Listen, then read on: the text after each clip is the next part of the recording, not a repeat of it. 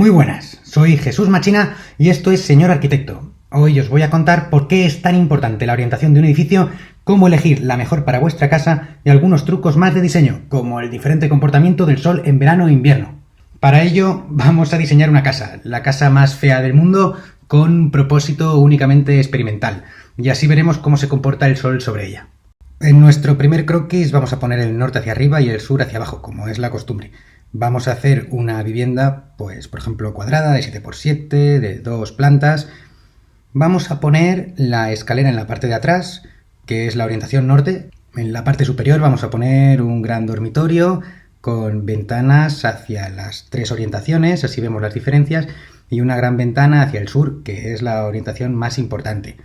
Vamos a colocar también unas lamas verticales para protegernos, lo veremos muy bien en el modelo, del sol bajo de este y el sol bajo de oeste. Lo entenderemos muy bien después. En el piso de abajo vamos a hacer un espacio único, por ejemplo, con la cocina en un lateral, de nuevo aberturas hacia las 3 orientaciones y un gran salón con un gran ventanal hacia el sur, que es donde nos va a entrar la mayor parte de sol. Como hemos dicho antes, de momento contamos con los siguientes datos de diseño. El sol sale por el este, recorre el sur y se pone por el oeste. Pero estos datos son insuficientes para diseñar. Nos falta uno muy importante, que es qué inclinación tiene el sol en cada momento.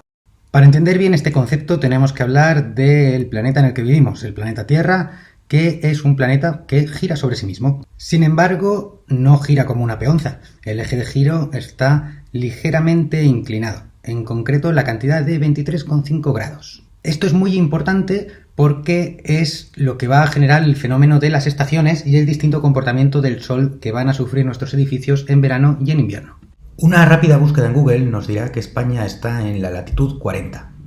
40 son los grados de inclinación respecto al ecuador, que es la línea que vamos a llamar de latitud 0. Ahora, estamos diciendo que la Tierra gira de forma inclinada, pero ¿inclinada respecto a qué? Pues la respuesta es muy fácil, inclinada respecto al Sol.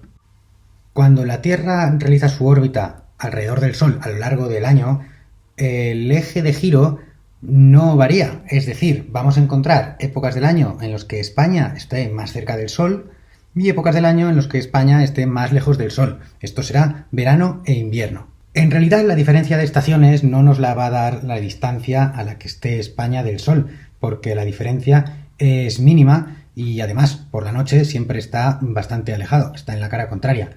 La diferencia principal nos la da la inclinación con la que llegan los rayos solares a nuestro suelo. Si llegan más rectos, nosotros percibimos más calor. Si llegan más inclinados, nosotros percibimos bastante menos energía solar. Vamos a empezar con la situación de verano. Si nosotros tenemos una vivienda construida en España, la inclinación con la que nos llega el sol en verano, cuando está en su punto más alto, en el mediodía solar, es de aproximadamente 70 grados.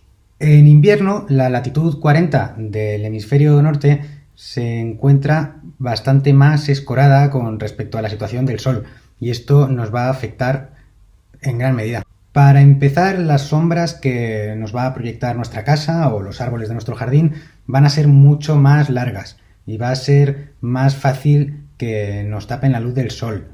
Sin embargo, ante cualquier saliente que hubiésemos diseñado para verano, el sol sí que nos puede llegar a alcanzar el interior de la vivienda. Y esto es una ventaja porque este es el momento del año en el que más vamos a necesitar este aporte energético del sol. Para ver todo esto en directo vamos a modelar de forma muy sencilla la que hemos bautizado como la casa más fea del mundo. Empezamos por la planta baja, no nos importan mucho los detalles, pero sí que nos importa la ubicación de los distintos huecos, porque nos interesa estudiar por dónde va a entrar el sol en cada momento del día. En la planta superior repetimos la operación con importante hincapié en la generación de huecos. Esta gran terraza que nos va a ayudar a protegernos del sol de verano, lo veremos muy bien. Vamos a caracterizar el terreno con color de hierba para que visualmente no se confunda con las paredes de la casa. A limpiar un poco el modelo y a colocar las lamas que nos protegerán el dormitorio del sol bajo de amanecer y el sol bajo de atardecer. Vidrios y huecos en la planta baja.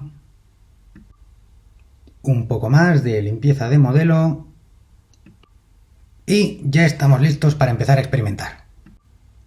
Para estudiar la situación de verano, lo ideal es estudiarla el día del solsticio de verano, que es el 21 de junio. Aunque aquí, como no me ha hecho mucho caso el ordenador, lo estamos estudiando casi un mes antes, el 26 de mayo. La diferencia es mínima, pero este es un dato relevante que sí que tenéis que conocer. Pues esta sería nuestra casa más fea del mundo a las 5:30 de la mañana, todavía de noche. Vemos que amanece en torno a las 6-7 de la mañana desde un poquito más al norte del este, como habíamos previsto, con unas sombras muy alargadas pero que duran poco más de una hora. A las 8:30 de la mañana el sol ya empieza a ser bastante intenso y nos entra en la vivienda a través de los huecos de la fachada este. Conforme avanza la mañana, este sol empieza a dejar de ser un problema y empezamos a tener el primer sol de sur en torno a las 10. Como vemos, es un sol que viene muy recto de arriba y las sombras que nos proyecta en los ventanales principales no son muy profundas y es muy fácil protegerse de ellas con un pequeño saliente o un pequeño toldo. Esta situación permanece bastante constante durante todo el mediodía, hasta que a partir de las 3 empezamos a encontrar la situación contraria a la de esta mañana. Nos empieza a llegar el oeste bajo y a entrar en las estancias por nuestra fachada oeste con cierta inclinación. Debilidad, es cierto que no es un sol muy potente, pero sí que es un sol que nos entra bastante profundo. A partir de las 6 de la tarde, esas últimas horas de luz de verano, vemos que hasta la fachada norte recibe cierto sol. Y por último, las sombras alargadas del atardecer de verano en torno a las 8 de la tarde. Antes de ir directos al otro extremo, vamos a pasar por la situación más común, la de los equinoccios, la que sucede, por ejemplo, el día 21 de marzo, que es el día solarmente más equilibrado del año. Aquí vemos que el amanecer, después de las 7 de la mañana, ya no nos incide en la fachada norte ni siquiera. La inclinación solar de esta época del año sí que puede suponer un problema cuando viene del este o el oeste, pero las lamas que hemos colocado en el dormitorio nos evitan sorpresas. Al mediodía, la profundidad en la que entra el sol en nuestro salón es bastante mayor que la de verano. La manera más sencilla de protegerse de esta iluminación es, como hemos visto, con estas lamas verticales. Pasamos al puro invierno, el día 21 de diciembre, el solsticio de invierno.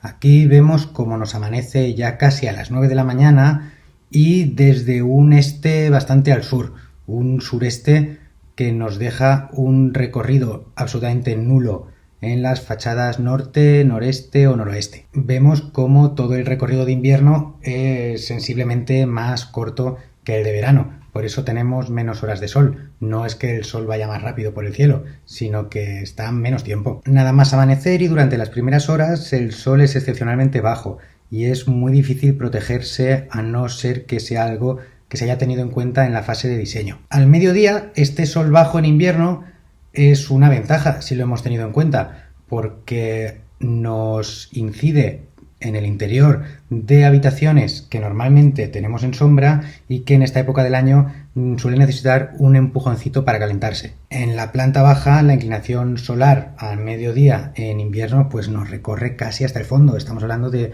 4 o 5 metros en una abertura de como mucho 2 metros, 2 metros y medio de altura. El sol de tarde de invierno suele ser bastante incómodo, por ejemplo, para la tele. Si lo hubiésemos puesto en esta pared nos crearía reflejos. Para protegernos de este fenómeno y de estas sombras tan alargadas, pues una de las cosas que se puede hacer es colocar, por ejemplo, vegetación a una distancia considerable del edificio, de manera que durante el resto del año no nos genere sombra, pero en invierno tiene que ser vegetación de hoja perenne. En invierno pues nos genere una sombra por la tarde que nos deje tranquilamente ver la tele, por ejemplo, o comer sin que el sol nos ciegue los ojos. Si colocamos más de un árbol, vemos que el efecto puede tener pues un gran impacto en nuestro diseño y merece la pena que sea una cosa a tener en cuenta desde el primer momento. Y con esto hemos cubierto